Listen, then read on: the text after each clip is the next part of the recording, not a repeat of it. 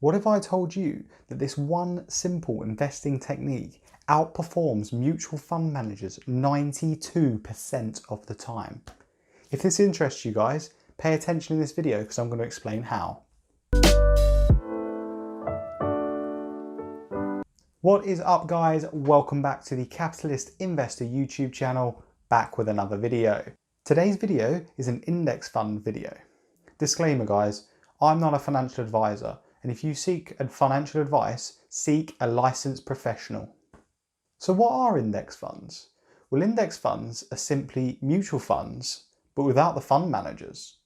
So they'll invest in large funds, such as the FTSE 100 or S&P 500 indexes, and they won't be governed by a fund manager.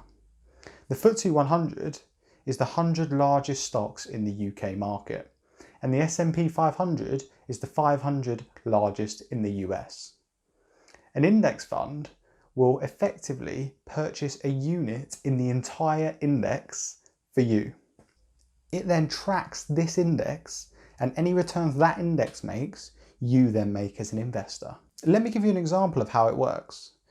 If I gave you £100 and said go and invest that in a stock in the FTSE 100, what would you go and invest in? Well, it doesn't really matter in this example, but you're either going to invest in something that turns out very rubbish and potentially goes bankrupt, or something that's mediocre, or something that grows like Tesla.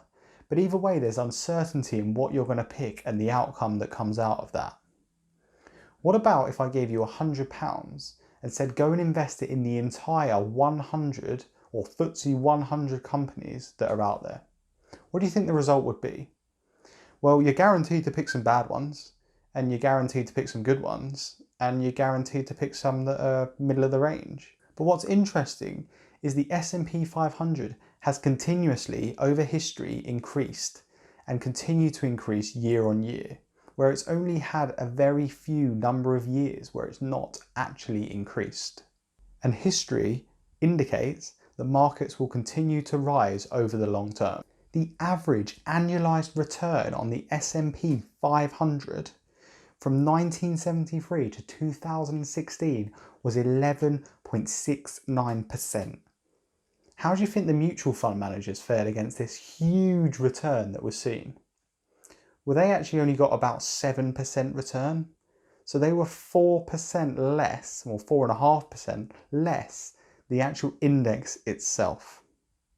And this comes back to the point I was making at the beginning of the video, whereby you can outperform 92% of mutual fund managers by simply investing in index funds. If you invested £100 in the S&P 500 in 1973 and £100 every month thereafter up until 2016, you would be sitting with a pot in excess of £250,000. And that's just from £100 per month being invested. These are huge, potentially life-changing amounts of money that people could get. With mutual fund managers taking a huge cut of whatever you earn on their mutual funds anyway, the 7% mediocre return that they got would be hugely less than the amount that we would get from just purely passively investing in an index fund. So what are some of the key advantages of an index fund? Number one, they are low fees. I just mentioned briefly there about some of the potential fees you might see on mutual funds. And in particular, they've got to cover the overhead of the person that's investing on your behalf. Whereas index funds are purely passive, and therefore their fee is much smaller than it's going to be for an actual fund manager. We typically see expense ratios, which is the equivalent of the charge that you're going to receive on the index each year, at around 0.04% for an index. There is no way on a mutual fund you will get that low level charge, which is a huge bonus because that charge just eats into whatever you're investing anyway. I also mentioned earlier, number two advantage, which is that it typically outperforms mutual fund managers. And actually, not just mutual fund managers, but it's likely to outperform you and I because, well, mutual fund managers have more information available to them. And more information available to them than us. And when we make stock decisions about what we're going to purchase, we have much less time to do the research that they will be doing on our behalf. Therefore, we can assume that our returns and our likelihood of success in picking successful stocks is less likely than a mutual fund manager. So in the scale of things, you've probably got the individual investor, who's probably lowest returns. You've got the mutual fund investor, who's probably middle of the range, and you've got index fund investor, who is going to be beating both of the other two purely because the market outperforms mutual fund investors much more. The third advantage is that it is diversified completely. Think about it, you're investing in the FTSE 100. You're investing in 100 different companies to start with. And actually those 100 different companies are in different sectors everywhere. And therefore, not only are you investing in tech, you're also in consumer goods, you're also in finance, and actually you're diversifying where you're holding your portfolio. Advantage number 4 is that it's passive and it's easy. You can literally put £100 in per month, and when we put it through the calculator, it comes out in 30, 40 years time at over £250,000. The calculator doesn't lie, it's simple maths of compounding the annual average return on your investment, and that's the number that you get. Obviously, I do have to note that past results do not reflect future potential returns, and actually your future potential returns could be different. But it's a good indicator, and I did mention earlier that history generally dictates that markets are on the rise. And advantage number 5 is really just a simple one, and it's that it takes emotion out of investing. You're no longer investing based on emotion, i.e. a stock that you like or hear about that sounds exciting. You're purely investing to make a return in the future. You're not picking stocks that are based on emotions, and you're not selling stocks based on emotions because you're completely diversified and you can't sell that individual stock that you don't like or are fearful of.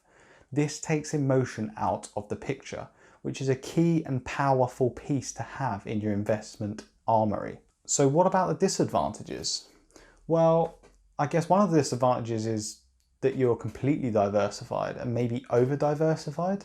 That may sound silly, but I read somewhere that the average diversification should be around 20 stocks.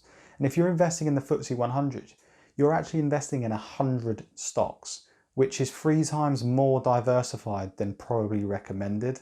If you then compound that issue by investing in the S&P 500, you've just added an extra 500 stocks that you're now invested in, and some would say that's too diversified. The second real disadvantage, I think, is that you can't really beat the market if you are the market. And I think that's quite a key thing there, that you are investing in the entire market there. So whatever the market returns, you are going to get. You cannot beat the market if you are the market. And number 3 is, if you've got large amounts of money or you're more risk adverse, this may not be for you. If you wanted to put your money in and get a quick return, do not put your money into an index fund, because these are more longer term passive income investments. If you're looking for something like that, maybe options trading would be more relevant to you. I want to give you an example of one index that I found online, which is the Vanguard FTSE Global All Cap Fund. This is an all cap fund, so it invests in the entire global market, which sounds great, and it invests in over 6,000 stocks, predominantly in the US, and its largest holding is Microsoft at 2.7%. Now it's got a dividend yield of 2.16%, and that's without even including any capital appreciation that you would get on that index fund. It has a very low expense ratio, which ticks a huge box for me and what I mentioned previously about index funds. This is just one of many index funds that you can find, and you should do your research on each one just to understand what's different in them, what sort of stocks they invest in, and what ones carry the heaviest weight within your portfolio. Some top tips on index funds before we close this video, guys. And the first one is make sure you do your research before investing.